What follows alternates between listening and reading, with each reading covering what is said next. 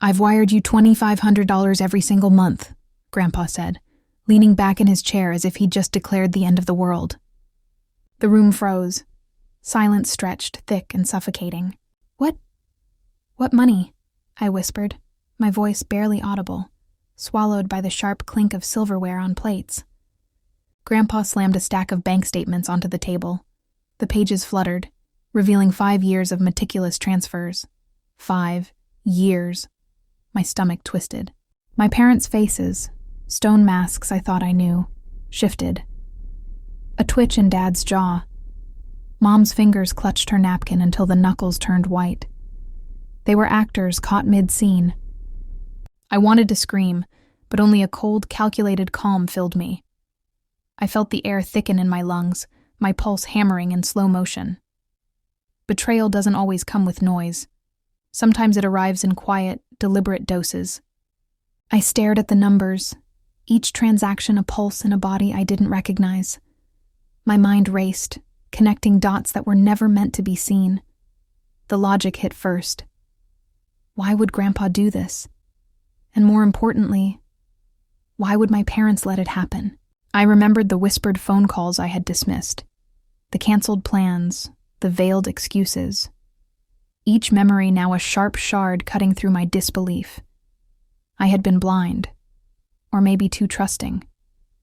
Grandpa watched me with that imperious calm, as if he knew my mind was spiraling. His eyes held no judgment, only observation, a predator noting the stirrings of the prey it has cornered. I kept my face neutral. My hands rested on the table, tense but still. I had to. Panic is messy. Strategy requires silence.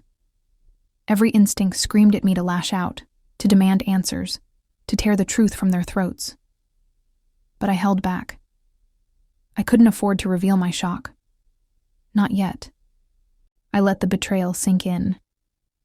Not the money. That was irrelevant. The betrayal was deeper, insidious. My parents, the people who were supposed to guide me, had orchestrated this behind my back. They had allowed an entire secret life to unfold without a hint, letting me swim in their lies. I traced the transfers with my eyes again. Patterns emerged. Monthly, predictable, calculated. Someone had planned this meticulously. Someone had weaponized deception. And in that moment, I understood. Anger would be useless. Tears would be meaningless. Control was my only ally. I stood slowly, letting the papers slide back into a neat stack, each page a silent accusation. I looked at my parents, their forced calm cracking.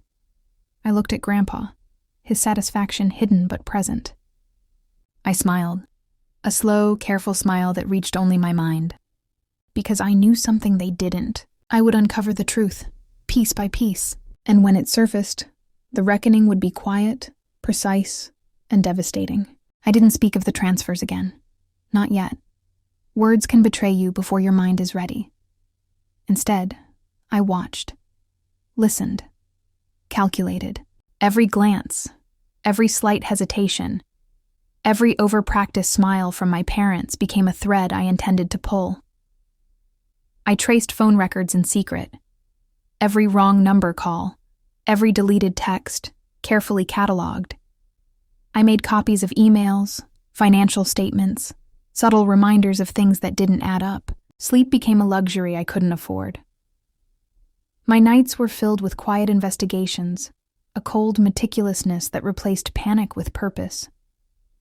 I didn't want to confront them yet. That would be amateur. The power was in knowing. In watching them squirm under the weight of their own deceit, while I remained composed. I visited the bank under the guise of mundane inquiries. I double-checked transfers, traced sources, examined patterns. Each verification strengthened my resolve. Each detail fed the quiet, controlled fury I kept hidden behind neutral expressions. Grandpa remained a ghost at the edges, observing without interfering. Sometimes I wondered if he had set this in motion deliberately, letting the chaos seep through generations. But I didn't dwell on motives. I focused on evidence, facts, proof. The truth would be a blade. I only needed to wield it correctly. Weeks passed, Each family dinner became a theater of subtle observation. I noted micro-expressions, offhand comments, moments of hesitation. Every slip, no matter how small, was a confirmation. I had them mapped. Their lies were brittle, transparent to a mind trained in silence and patience. And then it arrived. A single envelope slipped under my door, unsigned. Inside, a USB drive. I sat in my room, alone. My hands didn't tremble. I didn't even breathe hard. I inserted it into my laptop. Files opened. Detailed spreadsheets, transaction histories, receipts, messages. Every bit of my suspicion confirmed.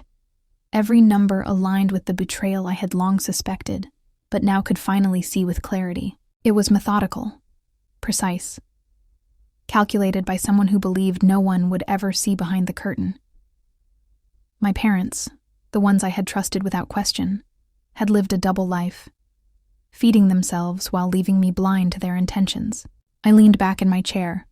A cold, detached smile stretched across my face. The storm inside was ready, but I held it. Not yet. Timing was everything. The reckoning would be quiet, precise, devastating. I left the envelope on my desk. I walked past my parents that evening with the calm of someone who knows a secret they cannot imagine I hold. Their subtle tension was delicious, almost imperceptible. But I noticed. I always notice. And in that silence, I made a decision. I would confront them. But not yet. Not until I had every piece aligned perfectly. When the moment came, it would feel like the truth struck them from nowhere. I had the control, I had the proof. The night I chose to act, the house was quiet.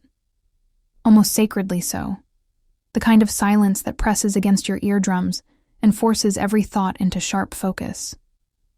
I held the USB drive like a scalpel, every file a cut waiting to be made. I found them in the living room, pretending normalcy. Dinner plates still half full, glasses faintly clinking as they faked casual conversation. I smiled lightly, the kind of smile that feels empty, but promises impact. "Do you know what this is?" I asked, placing the USB on the table. No accusation, no rage, just a flat, unyielding calm. Mom froze. Dad's hand trembled slightly. Grandpa leaned back, feigning disinterest, though his eyes flickered curiosity. I let the silence stretch, long and deliberate. They knew. They knew I knew. And the weight of that knowledge pressed down like ice. I opened my laptop, the glow illuminating my expression. Neutral, precise, terrifyingly composed. Every single transfer, every single lie, every excuse you told yourself so you could sleep at night. It's all here. 5 years of deception. Mom's face went pale. Dad's lips parted as if to speak, but no words could undo the inevitability of truth. "Why?" Mom whispered finally, breaking, a small, pathetic sound of defeat.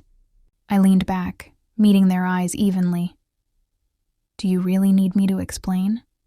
I asked softly. My voice carried no emotion, only clarity. I had no intention of teaching them empathy, only letting them understand the extent of their exposure. Grandpa shifted, curious, expecting drama. But I offered none. I simply closed the laptop, leaving the evidence shining on the screen like a spotlight on guilt.